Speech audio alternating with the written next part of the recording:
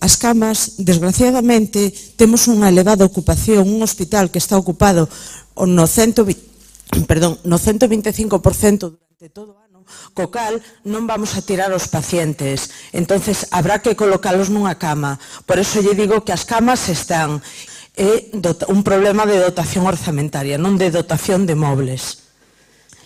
A cirurxía pediátrica da que falaban, efectivamente, está condenada a desaparecer nun plazo relativamente moi corto. Vai a xubilarse o único cirurxán pediátrico que temos no hospital. Vostedes verán se é un problema ou non o é, e iso incide nas tasas de natalidade ou non.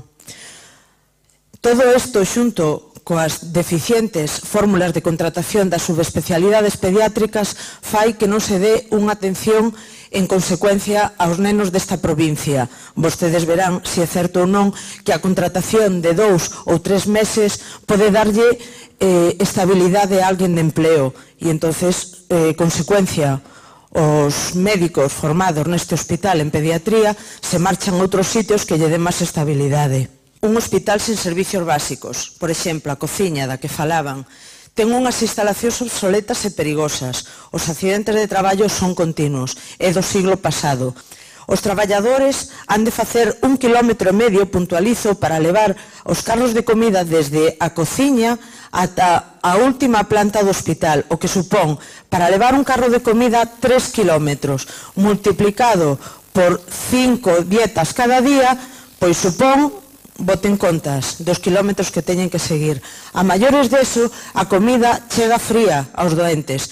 Consecuencia, con 2 dedos de frente e con un pouquiño de corazón, hai que volver a quentárllela.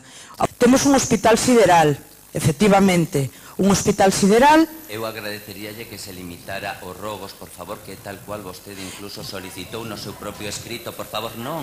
O digo por unha cuestión, non estamos aquí, por favor. Estamos fora do pleno, señora Piñeiro, estamos fora do pleno, e ela mesma solicitou e rogo, por favor, un pouco. As camas non hai dotación suficiente de persoal porque a Xunta non autoriza a creación de vacantes para ese personal, para dar emprego estable, para cubrir persoal para atender esas necesidades básicas. Mortuorio, porque desde esta Xunta de Personal consideramos que se debe de dar un respeto o mismo aos vivos que aos mortos e está sin dotar e sin licitar a estas alturas despois de 3 meses de iniciada actividade no novo hospital.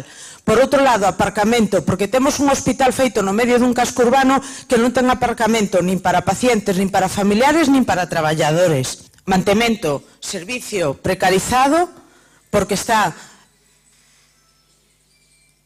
privatizado dende hai anos. Temos un hospital sideral que construímos, no que pilotamos un montón de proxectos dos que se van a beneficiar, proxectos de ofimática e proxectos de informática dos que se van a beneficiar, sabe Dios quen, que pilotou todo o persoal do hospital, añadindo horas de traballo para facer o testado de todas estas aplicacións informáticas. Aplicacións informáticas que non solamente non revirten, sino que dan traballo, porque os profesionais a día de hoxe, a enfermería estáse peleando por ordenadores para conseguir facer o seu traballo, porque teñen que esperar cola para utilizar un ordenador. Esa é a realidade do novo hospital.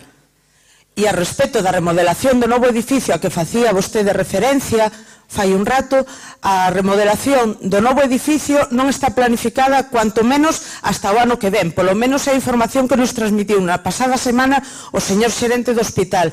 Entonces, un pouco, pois, decidan e póñanse de acordo sobre as prioridades. Habitacións, gústame a foto panorámica que tiñan colocada na pantalla, porque se realmente a ven dentro dunha habitación verán que as mesitas, a cama e os sillóns para os pacientes están colocados tan milimétricamente que é imposible mover unha cousa sin quitar a outra.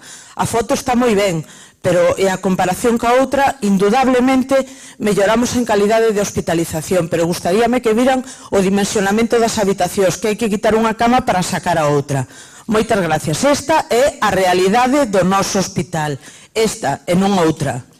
Moitísimas grazas, doña María Asunción.